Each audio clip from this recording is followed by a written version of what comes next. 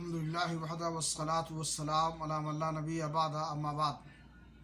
اسلامی بھائیوں، نیکی کے حصول کے بہت ذرائع ہیں اور اسباب ہیں۔ ان میں سے ایک ذریعہ اپنے مسلمان بھائی کے ساتھ خندہ روئی کے ساتھ ملنا بھی ہے۔